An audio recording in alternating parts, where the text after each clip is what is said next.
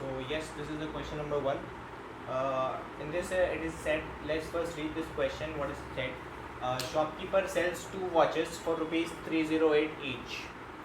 On first he get rupees 12% profit, and on other he has lost 12% on the another sale of the watch. Calculate his profit and loss in the entire transaction. इसके अंदर कहा गया है कि एक shopkeeper है, उसने दो वॉच जो है सेल करी हैं 308 रुपीज़ की एक वॉच, मतलब ईच। और जो पहली वॉच उसने सेल करी उस पर उसको 12% का प्रॉफिट हुआ, सेकंड वॉच जो उसने सेल करी उसको 12% का ही लॉस हुआ। तो उसको पूरे इंटायर ट्रांजेक्शन में क्या प्रॉफिट और क्या लॉस हुआ हमें ये बताना है, राइट। तो कर लेते हैं इसको स्टार्ट। कैसे करना है कि जैसे आपके पास में 308 रुपीज़ की एक वॉच थी, ठीक है, उसको उस पर 12% का प्रॉफिट हुआ और 12% का प्रॉफिट को हम इस तरह से, लॉस को हम इस तरह से दिखाएंगे, राइट। ये हो गया। अब हमारे को पता है कि उसने सेल करी, तो ये सेलिंग प्राइस हो गया और ये प्रॉफिट हो गया, ये लॉस हो गया।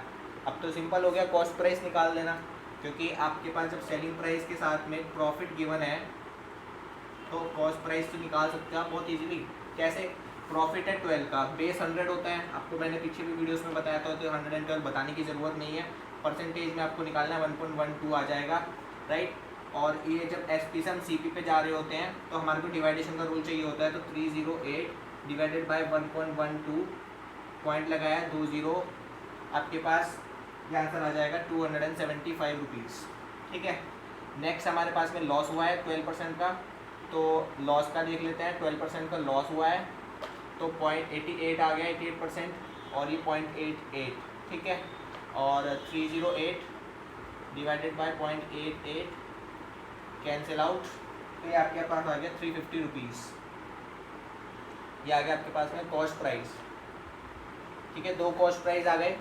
सेलिंग प्राइस हमारे पास में दो है, क्यों? क्योंकि हमारे पास 308 रुपीज़ की उसने एक वॉच बेची थी, तो दो वॉच निकल जाएंगी ना बड़े आराम से। कैसे कि 300, अब देखो कंबाइन कर लेते हैं इसे। 308 की एक वॉच थी तो दो वॉच हो जाएंगी, सेलिंग प्राइस प्लस 308, ये आ जाएगा 616, ठीक है। अब कॉस्ट प्राइस आपके पास 275 प्लस 350, तो ये आ जाएगा आपके पास में 625 रुपीज़। अब सीपी भी आ गया और एसपी भी आ गया, तो आप अब इसको प्रॉफिट लॉस तो बता ही सकते हो। अब देखो आप, उसने जो है ख़रीदा था 625 रुपीज़ पे कॉस्ट प्राइस, और उसने बेचा कितने पे? 616 रुपीज़ पे, तो उसको लॉस हो गया ना, ठीक है। तो लॉस हो गया 625 माइनस 616, ये आ गया 9 रुपीज़ का लॉस।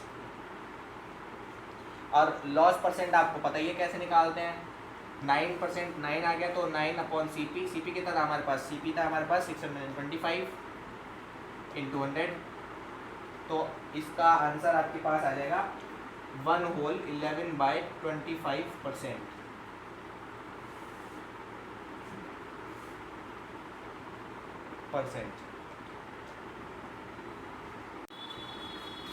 चलिए तो नेक्स्ट क्वेश्चन की तरफ देख लेते हैं, एक और अच्छे लेवल का क्वेश्चन देख लेते हैं।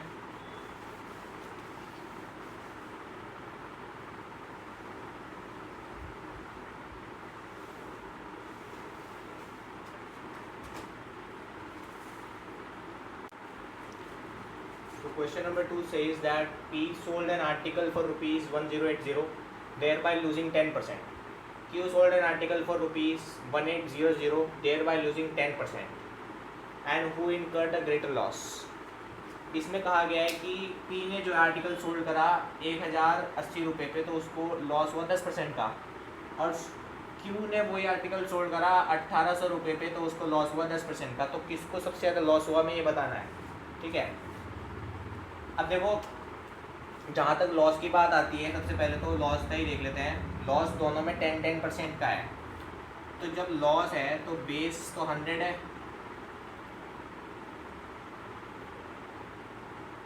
Correct.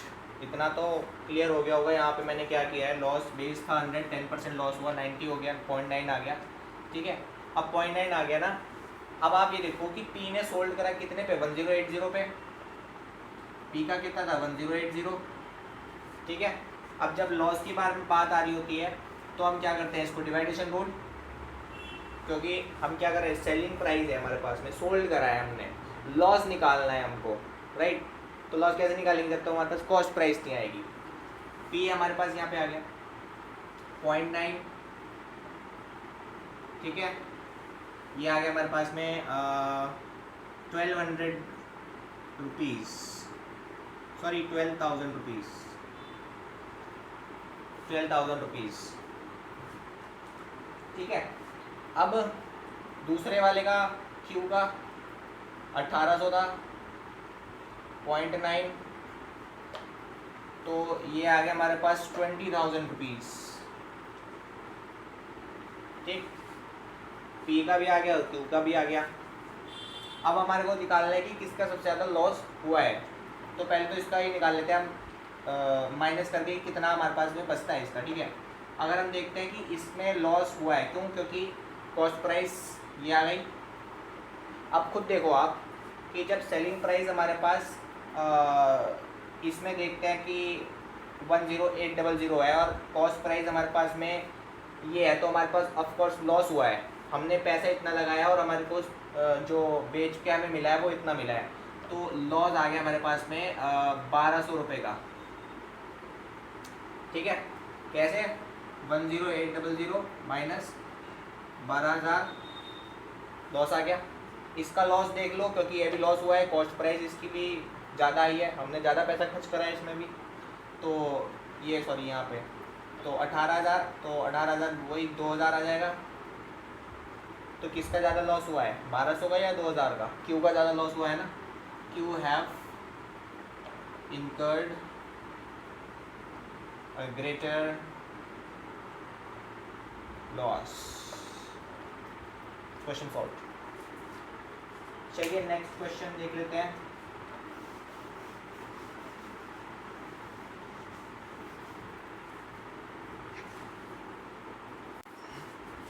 This is question number 3. In this, a discount of 15% is given on the marked price. देखो मैं पहले से मार्क करके चल रहा हूँ कौन कौन सी चीज़ें यहाँ पे इंपॉर्टेंट है, ठीक है, तो दिख जाएंगे आपको। अ discount of 15% is given on the marked price. Marked price पे 15% का डिस्काउंट दिया गया है, पहले ये लिख लो, 15% का डिस्काउंट है, ठीक है, of an article. This shopkeeper charges sale tax of 6% on discounted price. जो भी प्राइस डिस्काउंट करने के बाद मिला उस पर 6% का जो है शॉपकीपर ने सेल्स टैक्स चार्ज कर लिया, मतलब कि ले लिया। इसका मतलब हो गया कि प्लस में जा रही है सिचुएशन, तो 106 हो गया। अब जब उसने सेल टैक्स चार्ज किया किस पे, डिस्काउंटेड प्राइस पे, तो 106 डिस्काउंटेड प्राइस पे सेल टैक्स चार्ज किया है 6% का, ठीक है। अब उसने बोला अगर एसपी सेलिंग प्राइस इतना है तो मार्क्ड प्राइस कितना होगा। सेलिंग प्राइस हमारे को दे दिया उसने 1081.20, तो मार्क्ड प्राइस पूछा है कि कितना हो सकता है। चलिए मान लेते हैं कि मार्क्ड प्राइस को हमने मान लिया x, ठीक है। अब मार्क्ड प्राइस पे 15% का डिस्काउंट हुआ था, इसका मतलब तो ये होता है कि 15 माइनस हो गया तो 85/100। अभी मैं इसको परसेंटेज में नहीं निकाल रहा हूँ, क्यों, क्योंकि आगे जा कर के जो सिचुएशन बनेगी वो परसेंटेज से थोड़ी ज़्यादा कॉम्प्लिकेटेड हो जाएगी। तो मैं ये बताना चाह रहा हूँ कि जैसे आपने इसको लिख लिया और ये चार्ज हुआ था तो ये हो जाएगा 106/100, राइट। और सेलिंग प्राइस गिवन ही था। मार्क्ड प्राइस में आपको 15% दिया है तो x इंटू 85/100, और उस डिस्काउंटेड प्राइस पे जो मार्क्ड प्राइस पे डिस्काउंटेड हुआ उस पे उसने सेल टैक्स चार्ज कर लिया 6% का, तो 106/100। सेलिंग प्राइस हमारे को गिवन था 1081.20। यहाँ तक कोई प्रॉब्लम आनी नहीं चाहिए, बहुत इजी है यहाँ तक। अब कैलकुलेशन का सारा फंडा है इसके अंदर। x इंटू, अब आपके पास में ये वाली डिजिट ऊपर चली जाएंगी, ये, ठीक है। ये तो आपने कैलकुलेशन में सीखा ही होगा कि किस तरह से हम सिचुएशन को बिठाते हैं इसके अंदर, ठीक है।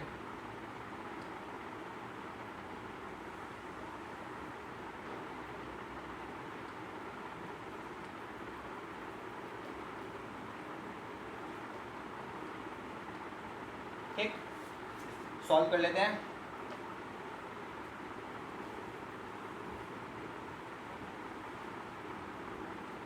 यहाँ पे तो आ जाएगा आपके पास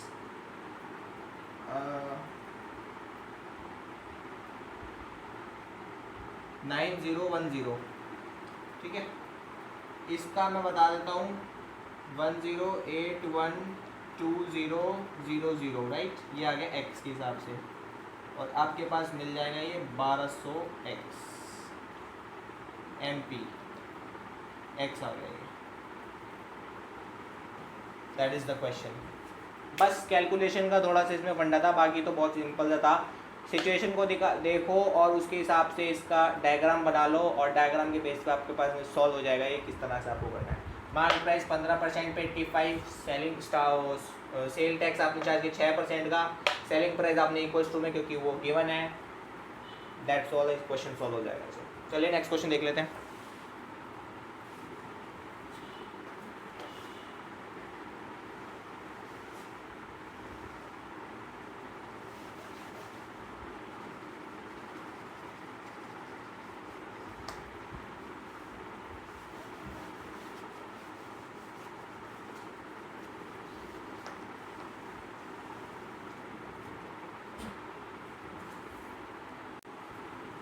So this is question number 4. Let's start with this. A shopkeeper sold 2 articles for 15,000 each, and on first he gained 50% profit.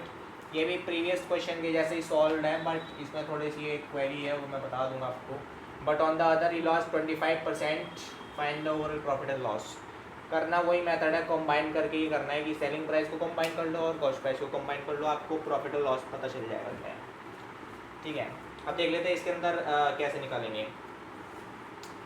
सबसे पहले आपको पता चल गया कि 15,000 रुपये उसने एक आर्टिकल जो है सोल्ड करा है, जिसमें कि उसे लॉस हुआ है, प्रॉफिट हुआ है 50% का, और लॉस हुआ है उसको 25% का। तो ये तो 150 आ गया, और 1.5 निकाल लेंगे, ये 75 आ गया, ये 0.75 निकाल लेंगे। खत्म। यहाँ पे सिचुएशन करने की कुछ ज़रूरत ही नहीं पड़ी। अब हमारे को क्या करना है, कॉस्ट प्राइस निकालना है ना, ये तो सेलिंग प्राइस है। कॉस्ट प्राइस निकालने के लिए सेलिंग प्राइस से हम कॉस्ट प्राइस पे जाते हैं तो क्या करते हैं, हम डिवाइडेशन करते हैं। 50,000 और 1.50, ये आपके पास 10,000 आ जाएगा, ठीक है। 75 का है तो आपके पास 75.75, तो 15,000.75, ये आ गया आपके पास 20,000। अब आप ये देखो कि 15,000 रुपये की एक वॉच बेची है, तो वॉच कह रहा हूँ मैं, वॉच पिछले क्वेश्चन का था, 2 आर्टिकल बेचे हैं, ठीक है। तो 15 कितने हो गए, 30।